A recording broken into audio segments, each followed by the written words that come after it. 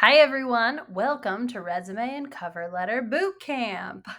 What we'd like to do is we've created a couple of resources for you to highlight the important aspects of your resume and of your cover letter.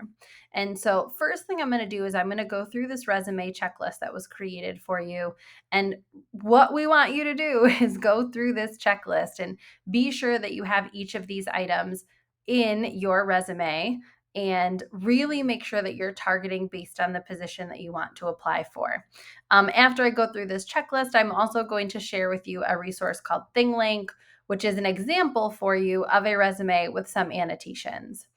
So here we're starting off. Again, we want you to use this checklist. So as you're handing in your resume and your cover letter, you're going to check these items off and you're going to submit this with your resume and cover letter. So your heading, make sure your full name is in the header with your contact information. This is important to include a professional personal email. Once you graduate, you no longer have your Southern email. So please be sure that you have a professional personal email, not like cutiebaby25@gmail.com. Please be sure that you have that and it's accessible. So and be sure you have your phone number and your email. So your objectives, right? Really think about what is your objective? What do you want, right? What do you envision yourself as? And you want your objective to relate to the job that you're applying for. So here I'm going to cycle over. We've created this annotated resume for you. So this is on a tool called ThingLink. So as you hover over, you can see you have your address and your email. Be sure the email is professional and clear. So your objective specific to the school and your strengths. So you can see here this example to obtain a special education teaching job at Barnard Interdistrict Magnet School while integrating technology to facilitate a universally designed classroom. So really thinking about your strengths, right? So this is me. So my strengths are technology and using that to facilitate a universally designed classroom. So you want to think about your objective. And again, make sure your objective is custom to where you are applying. And this is just a reminder that your Southern email will be disabled. So now let's go back to our checklist. So we have that objective. Again, really think about what you're passionate about. And really, what are you bringing to the table? That's what I think is also really important. Kind of thinking about your strengths as a teacher. Your education, this is crucial. List your degree, list the type of degree, list where you got your degree, and your certification. So here you can see you've got your school, your location, degree, your major and your minor, right? So for those of you who are collaborative, have your double major, what certification. So you want to talk about even if you are pending certification come graduation or applied for certification, you need to make sure you have that. So you can see here, I have my certification listed. When you applied, that's important, and what numbers, right? So are you, I have a 013 because I had it before they switched it, and a 165, making sure you know what number certification you are applying for and the tests that you've taken, right? So here I put when my tests were passed. If you didn't pass your tests, put when you're scheduled to take them, right? They want to know and see if they're going to hire you before you're fully certified. They want to know that you're on the track. You want to get in for that interview. So give as much information as possible. And you can also include your EdTPA submission date, right? Because that's the other part of certification for you is your EdTPA. So including that as well. Certification is so important. Dr. Bean always shares the story that we had a student who graduated a couple of years ago was like, I keep applying for all these jobs and I'm not getting a call back. And Dr. Bean looked at her resume and she didn't put that she was certified. So this is foremost. This is what is crucial. So after your contact information and your objective, putting your education and your certification, crucial. This should be the forefront of your resume.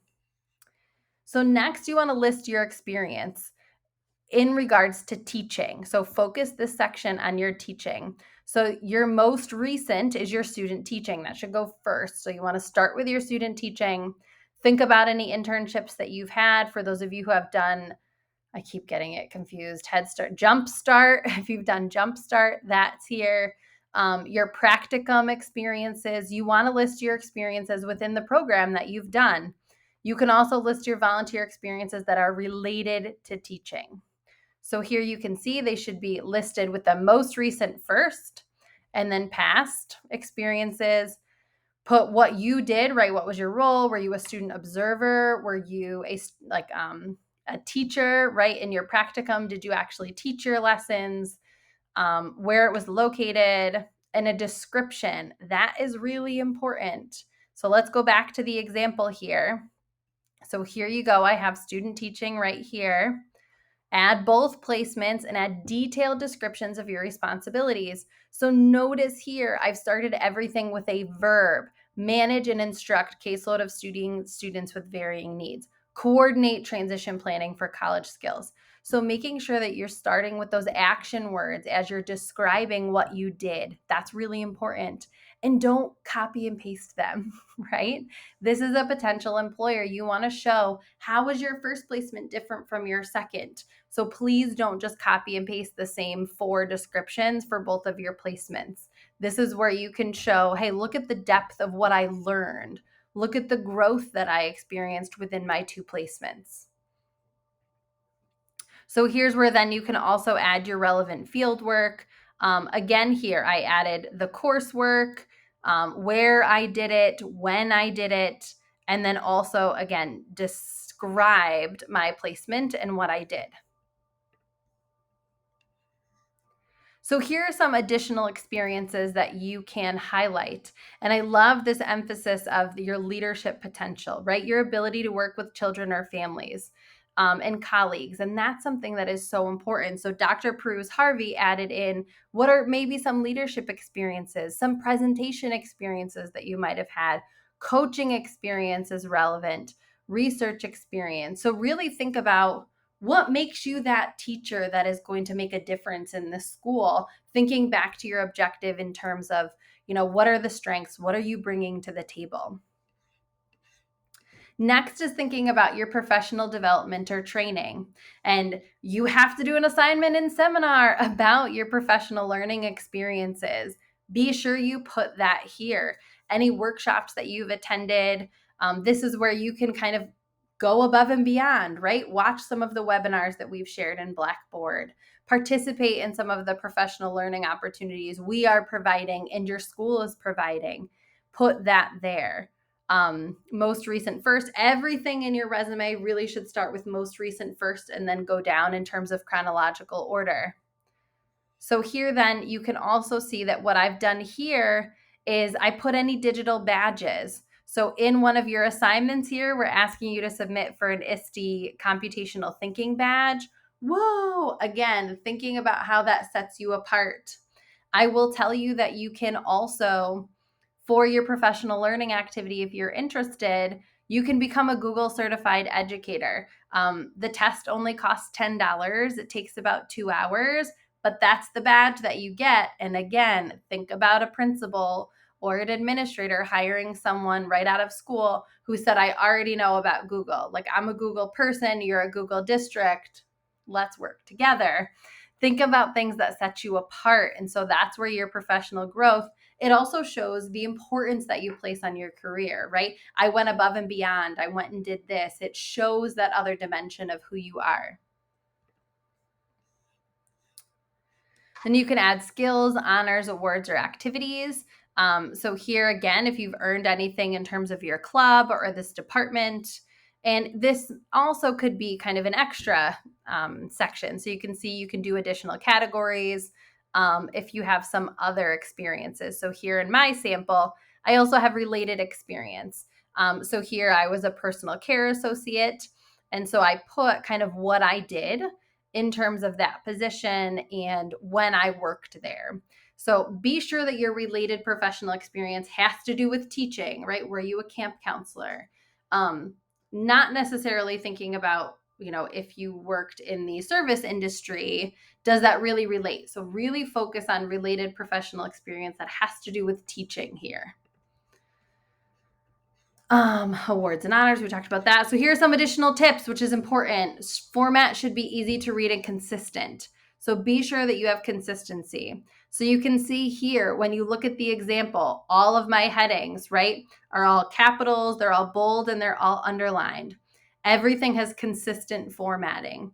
So you want to make sure that what you're presenting is consistent and easy to read. Please don't reduce the font to 10 to get it all on one page or 2 pages. Don't do that. If someone has to squint to read it, not great.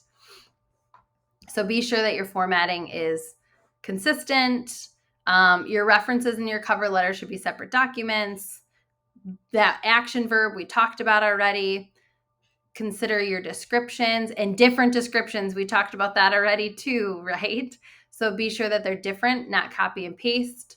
Write out abbreviations, spacing is thorough, and keep it within 2 pages. And so that's something that's also really important to think about. So here are some other resources for you as well. And so really thinking about, how are you showing yourself? When it comes to your cover letter, this is something that is this is your opportunity, right, to provide more of that qualitative, right, the details behind who you are. So think about what are some specific examples that you can provide thinking back to your objective, right? So you're going to start off your cover letter talking about your objective. I'm writing you today because I am very interested in the special ed position at Barnard Interdistrict Magnet School.